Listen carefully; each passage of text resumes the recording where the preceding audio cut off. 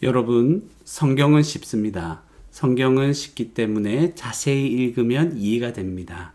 자세히 읽으실 때 아는 것 중심으로 읽으시고 모르는 것이 있으면 넘어가십시오. 무엇보다 하나님의 은혜를 중심으로 성경을 읽으시기 바랍니다.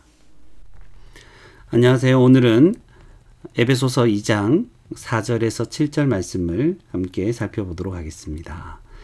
4절에 보니까 긍휼이 풍성하신 하나님이 우리를 사랑하신 그 큰 사랑을 인하여, 하나님이 어떤 분이시냐니까 긍휼이 풍성하시다. 그리고 우리를 사랑하시는데 아주 큰 사랑, 크게 사랑하신다는 것을 이제 알게 됩니다. 이제 갑자기 왜 이런 말을 하는가 했을 때, 이제 앞에서 보니까 1절에서 3절까지 우리가 믿지 않았을 때, 구원받지 않았을 때 우리가 어떤 상태였는가, 이제 그런 상태를, 그리고 그 결과가 진노의 자녀, 하나님의 진노를 불러일으키는 그런 비참한 상태였잖아요. 이제 그런 것을 먼저 생각을 해본다면, 그런 우리에게는 뭐가 필요하냐면 긍휼이 필요한 것입니다. 우리는 소망이 없던 자들입니다. 우리가 행한 불순종의 결과로 하나님의 진노를 받기 때문에 우리는 하나님의 긍휼이 없이는, 또 하나님의 사랑, 큰 사랑이 없이는 우리는 아무 소망이 없는 자들인 것을 생각할 수 있기 때문에, 이거는 앞에 부분을 생각할 때 이 4절이 더 크게 다가오는 것이죠. 그래서 4절에 이제 쉬운 성경을 보니까 하나님은 자비로우시고 우리를 너무나 이제 사랑하시는 거죠. 그래서 그냥 내버려 두지 않으셨다는 것입니다. 그럼 내버려 두지 않고 어떻게 하십니까? 우리를 구원하셨다는 말이겠죠. 그래서 5절에 보시면 허물로 죽은 우리를 그리스도와 함께, 우리를 그리스도와 함께 살리셨다. 그래서 이걸 표현을 한다면 은혜로 구원을 받은 것이라. 그래서 우리는 은혜로 구원을 받았다. 하나님의 은혜로 구원받은 이유는 은혜 자체가 자격 없는 자에게 베풀어 주는 거거든요. 그러니까 그 큰 긍휼 때문에, 하나님의 긍휼 때문에, 하나님의 사랑 때문에, 그것도 큰 사랑 때문에 우리가 은혜로 구원을 받았다. 이것을 우리는 알게 됩니다. 6절에 보니까 또 함께 그렇게 구원하셨는데 그 다음에 함께 일으키셨다고 얘기하면, 이게 무슨 말일까? 이제 모른다면 넘어가도 됩니다. 또 그때 알게 된다면 또 이제 그대로 알게 된 것을 기록하면 되겠죠. 함께 일으키사, 그리스도 일으켜서 어떤 일을 행하셨냐면 그리스도 안에서 함께 하늘에 앉히시니, 이게 무슨 말입니까? 하늘에 함께 앉히셨다. 쉬운 성경에 보니까 함께 일으켰다는 말은 우리를 그리스도와 함께 살리시고 우리에게 죽은 우리를 살리셨다는 말이고, 그리고 하늘 위에 있는 그분의 보좌 곁에 우리를 그리스도와 함께 앉혀 주셨습니다. 그러니까 우리가 받은 구원은 단지 우리가 이 진노의 자녀에서 구원받은 것뿐만 아니라 우리의 그 존재, 지위, 위치가 지금 하나님 우편에 그리스도와 연합되어서 그리스도와 함께 앉아있는 그런 영광스러운 그런 지위를 얻게 되었다는 것을 말해줍니다. 그런데 이것은 너무나 우리의 이해를 넘어서는 이제 것이죠. 우리가 그런 존재가 되었다니 느낄 수 없는 부분이고, 주께서 이것을 말씀해 주시기에 우리는 이것을 그대로 믿음으로 우리가 어떤 존재인가를 다시 한번 알고 놀라게 되는 것입니다. 7절 말씀해 보니까 이는 그리스도 예수 안에서 우리에게 자비하심으로써, 그러니까 우리에게 자비를 베풀어 주신 것이죠. 자비하심으로써 그 은혜의 지극히, 은혜인데 그 은혜가 지극히 풍성한 것이죠. 하나님이 우리에게 베풀어 주신 것은 그 은혜가 지극히 풍성하시고 그 자비가 무한하신 것이죠. 그것을 오는 여러 세대, 우리뿐만 아니라 여러 세대에 나타내려고 하시는 것입니다. 쉬운 성경에 봐도 앞으로 오는 모든 세에게 하나님의 은혜가 얼마나 크고 놀라운지를 보여주시려고 우리에게 이제 자비를 나타내셨다. 우리를 큰 사랑으로 구원해 주셨고 하늘에 함께 하나님 우편에 그 보좌에 앉혀 주셨다는 것입니다.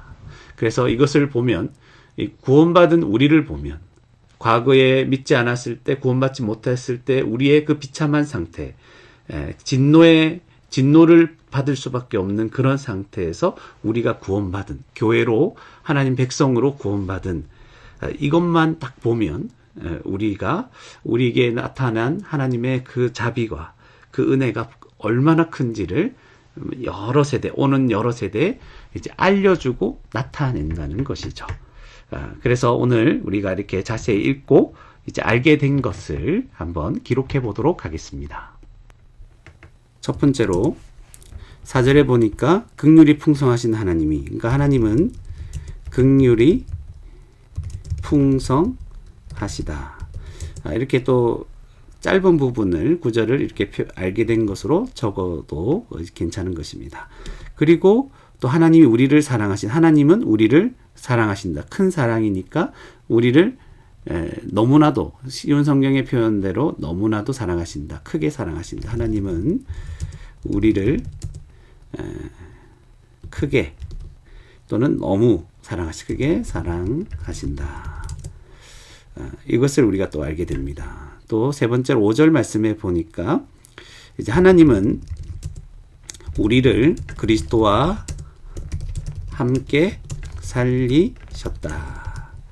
이것을 알게 되죠. 그래서 우리는 표현을 하자면 우리는 은혜로 구원을 받았다. 이렇게 기록할 수 있을 것입니다. 이렇게 표현을 할 수 있습니다. 요거를 그냥 그대로 4번으로 이제 기록해도 되겠죠. 우리는 은혜로 구원을 받았다. 그리고 6절에 보니까 하나님은 우리 또 함께 일으키사 그리스도 예수 안에서 함께 하늘에 앉히셨다. 또 하나님은 우리를 함께 일으키사 우리를 살리셔서 그리스도와 함께 하늘에 앉히셨다.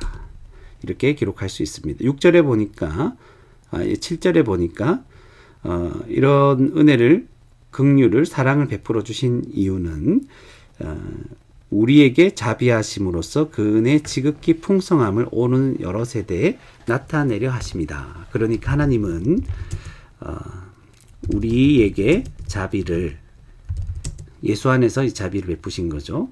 자비를 베푸심으로 그 은혜의 지극히 풍성함을 오는 여러 세대에 나타내려 하셨다. 이렇게 간단하게 우리는 알게 된 것을 기록할 수 있을 것입니다. 그렇다면 이렇게 알게 된 것을 가지고 잠시 이제 묵상을 해 보도록 하겠습니다. 묵상을 해 본다면 하나님은 긍휼이 풍성하시죠. 긍휼은 불쌍히 여기시는 것이죠. 우리 같은 자 앞에 1절에서 3절에 얼마나 소망 없고 비참한 자들이었습니까? 우리를 긍휼히 여기시는 것입니다. 또 우리를 크게 사랑하십니다. 그런데 가만히 생각해 보면 우리는 사랑받을 만한 그런 자격이 없는 것이죠. 우리는 그런 자들임에도 불구하고 하나님 우리를 이렇게 크게 사랑하시는 것을 이해할 수 없습니다. 왜냐하면 우리에게는 그럴 만한 이유가 없기 때문에 그렇죠.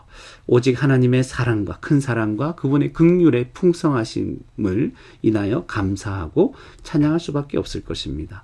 하나님 우리를 그리스도와 함께 우리를 살리셨습니다.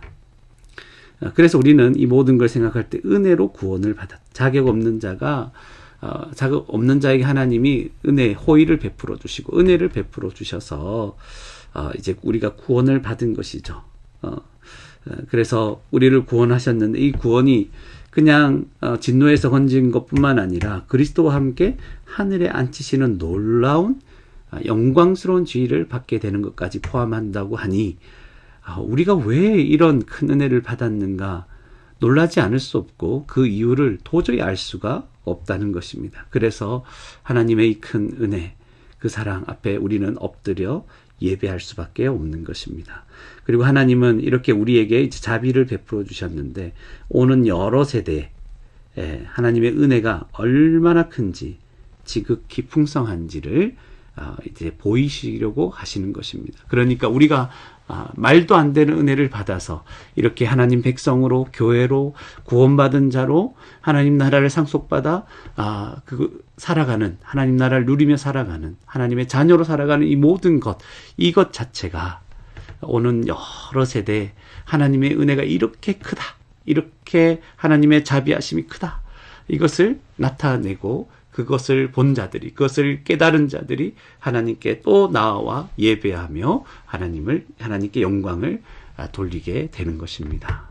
이런 큰 은혜, 말도 안 되는 은혜를 받은 저와 여러분, 하나님의 이 큰 은혜를 다시 한번 구원의 은혜를 생각해 보면서 우리의 모든 것을 다해 하나님께 감사하고 찬양하고 예배하며 살아갈 수 있는 복된 저와 여러분이 되기를 바랍니다.